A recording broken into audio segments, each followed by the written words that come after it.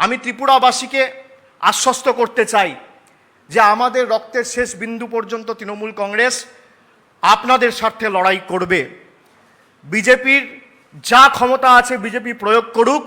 বিজেপির যদি বুকের পাটা থাকে আর হিম্মত থাকে তৃণমূল কংগ্রেসকে আটকে দেখাবে। যারা ভাবছে ইডি সিবিআইয়ের ধমকি দিয়ে চমকি দিয়ে তৃণমূল কংগ্রেসকে দমিয়ে রাখব, আপনারা যত এসব করবেন আমরা তত আমাদের লক্ষ্যে অবিচল থাকার জন্য অঙ্গীকারবদ্ধ হব।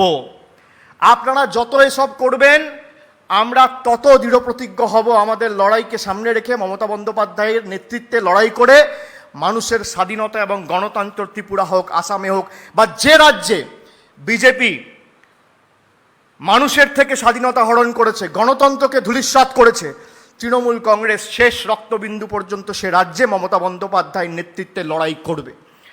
हर एक राज्य में जिसमें बीजेपी ने लोकतंत्र का हत्या किया है और आम नागरिक का अधिकार छीना है, तृणमूल वो हर राज्य में जाएगा और बीजेपी से लड़ाई करेगा और आम आदमी के स्वार्थ में ये लड़ाई अपना लास्ट ब्लड तक ये लड़ाई लड़ेगा। कोई भी माई का लाल का अगर हिम्मत है तो तृणमूल कांग्रेस के रोक के दिखाओ। मैं ये चुनौती देता हूं बीजेपी को। क्या आप लोग को लगता है कि थोड़ा बहुत डराने से, धमकाने से, चमकाने से ये बैठ जाएगा? भाई ये बंगाल की मिट्टी है, ये नेताजी सुभाष चंद्र बोस की मिट्टी है, ये स्वामी विवेकानंद की मिट्टी है, ये रामकृष्ण परमहंसदेव का मिट्टी है, ये बिनोय बादल दिनेश का मिट्टी है। यहां पे हम जब लड़ते हैं ना तो दो ही चीज सामने होता है।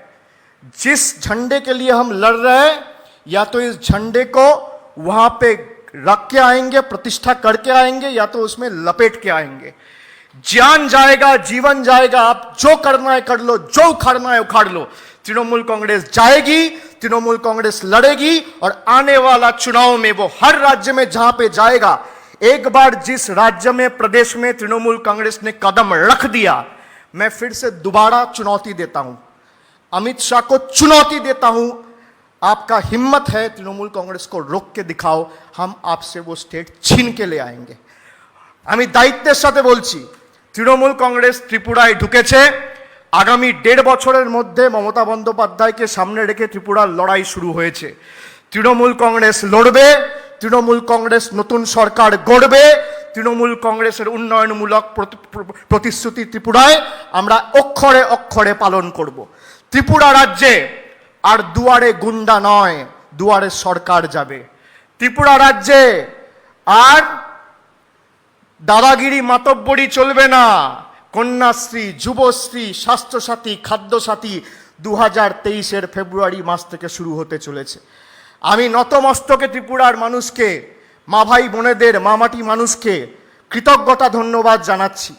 আপনারা যেভাবে প্রতিরোধের রাস্তা বেছে নিয়েছেন, আপনারা পথ দেখিয়েছেন সমস্ত ভারতবর্ষকে। আমরা শেষ রক্তবিন্দু পর্যন্ত আপনাদের সাথে লড়ব এবং তৈরি থাকুন। আজকে তৃণমূল কংগ্রেস তো আগরতলায় মিছিল করেছে, মিছিলের ল্যাজ কোথায় আর মাথা কোথায় দেখেছেন তো? 1 মাস হয়নি শুরু হয়েছে সংগঠন, তাতে এই অবস্থা। আর এখনো পর্যন্ত মমতা বন্দ্যোপাধ্যায় ত্রিপুরার মাটিতে পা রাখেনি। যেদিনকে রাখবে সেদিনকে আপনারাও বুঝতে পারবেন ভূমিকম্প হবে ত্রিপুরায়। তৈরি থাকুন।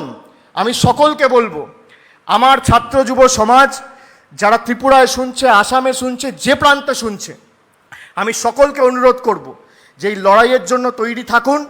যারা তৃণমূল কংগ্রেসের বিরুদ্ধে বড় বড় টন্টিটকারি করে বলেছিল দুয়ারে সরকার, খালি নির্বাচনের স্টান্ট হয়েছে, নির্বাচন বলে দুয়ারে সরকার করছে। নির্বাচন হয়েছে, 2/3 বেশি সংখ্যাগরিষ্ঠতা নিয়ে তৃণমূল কংগ্রেস ক্ষমতায় এসছে মানুষের আশীর্বাদ নিয়ে। তার 3 মাসের মধ্যে মমতা বন্দ্যোপাধ্যায়ের দেওয়া প্রত্যেকটা প্রতিশ্রুতি মমতা বন্দ্যোপাধ্যায় ইতিমধ্যে পালন করেছে। আজকে যারা দুয়ারে সরকার নিয়ে টন্টিটকিরি করছিল, তারা আজকে দুয়ারে সরকারের লাইনে গিয়ে দাঁড়াচ্ছে।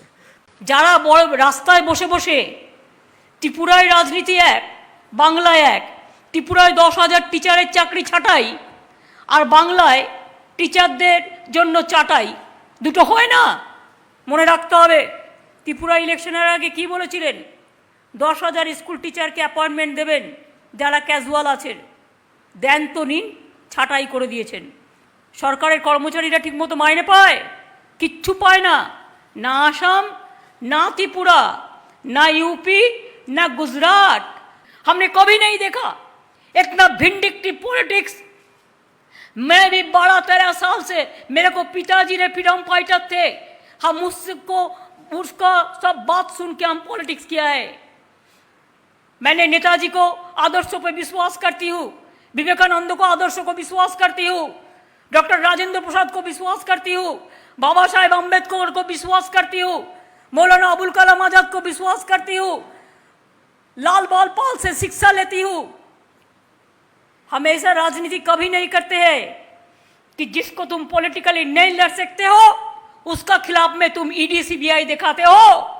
अब तुम्हारा पार्टी का खिलाफ में कितना है, कितना सीबीआई किया, कितना नेशनल ह्यूमन राइट्स कमीशन को तुम यूपी में भेजा, जब हाथरस हुआ भेजा, कितना सीबीआई भेजा, कितना ह्यूमन राइट्स कमीशन भेजा। अरे हमारा इधर में पोस्ट पोल वायलेंस में 5 बीजेपी का वर्कर का डेथ हुआ है, जो ह्यूमन राइट्स कमीशन का रिपोर्ट में बोला है, ह्यूमन राइट्स कमीशन का रिपोर्ट में बोला है, लेकिन उसमें 16 तृणमूल कांग्रेस है। तो तुम 5 को भेज दिया, इधर उधर जाके झगड़ा करते हैं। हमको सीबीआई से कोई इतराज नहीं है, लेकिन बीजेपी को लीडर को लेके क्यों गांव में जाएगा गड़बड़ करने के लिए, झगड़ा करने के लिए। Let them work impartially, let them work as per their rules, I have no problem. लेकिन ह्यूमन राइट्स कमीशन खाली बंगाल के लिए, त्रिपुरा के लिए क्यों नहीं है? हर रोज हमारा महिला को मारते हैं, डंडा देके खून निकालते हैं। हर रोज हमारा पुलिस सिक्योरिटी जो एमपी का साथ दिया उसको भी डंडा मार के खून निकाला, एक टिटेनस इंजेक्शन भी नहीं दिया। प्रतिदिन त्रिपुराয় মারছেন, প্রতিদিন আসামে মেরেছেন। এনআরসি নিয়ে আন্দোলন হচ্ছিল আসামে, আমি আন্দোলন করছিলাম, আমাদের এমপিদের আপনারা আসামে ঢুকতে দেননি, মনে রাখবেন। হাতরাস নিয়ে আমি এমপি টিম পাঠিয়েছিলাম, আপনারা ঢুকতে দেননি, মনে রাখবেন। আর আপনার ন্যাশনাল হিউম্যান রাইটস কমিশন থেকে শুরু করে যতগুলো সব কমিশনগুলোকে পলিটিক্যাল বানিয়ে দিয়েছেন, আর সব কটা বিজেপির member. I am sorry to say, আমার দেখার আমার এখানে একটাও তৃণমূলের মেম্বার আছে কিনা হিউম্যান রাইটস কমিশনে। আর আপনাকে আমি চোখে আঙুল দিয়ে দেখিয়ে দিচ্ছি, যে লোকটা কোর্টে রিপোর্ট সাবমিট করেছে, he is a BJP man. জনগণকে দিয়ে ফাঁকি চলবে না, বিজেপি এত চালাকি, এটা কিন্তু মাথায় রাখতে হবে। তাই চলবে না অন্যায়, টিকবে না দ্বন্দ্ব, মনে রাখবেন, চলবে না অন্যায়, টিকবে না ফন্দি। জনগণের আদালতে হতে হবে বন্দি। জনগণের আদালতে বন্দি যেদিন হতে হবে সেদিন বুঝবেন যে ভবিষ্যৎটা কী। এবং ভবিষ্যৎ কিন্তু দেখা যাচ্ছে, দর্পণে দেখা যাচ্ছে, মানুষের আয়নায় দেখা যাচ্ছে, এবং ভবিষ্যৎ ভালোভাবে বোঝা যাচ্ছে। ত্রিপুরায় খেলা হবে, আসামেও হবে, সারা ভারতবর্ষে হবে, আর 2024-এ দিল্লিতেও খেলা হবে, দিল্লি সরকার মানে বিজেপি সরকারের বিরুদ্ধে। মনে রাখবেন, খেলা চলেগা, খেলা হোগা, हम लड़ेंगे, हम गड़ेंगे, हम करेंगे, हम मरने के लिए तैयार है, लेकिन हम देश बीजेपी का पास बेचने के लिए तैयार नहीं है। देश বাঁচান, ভারতবর্ষ বাঁচান, মাটিকে বাঁচান।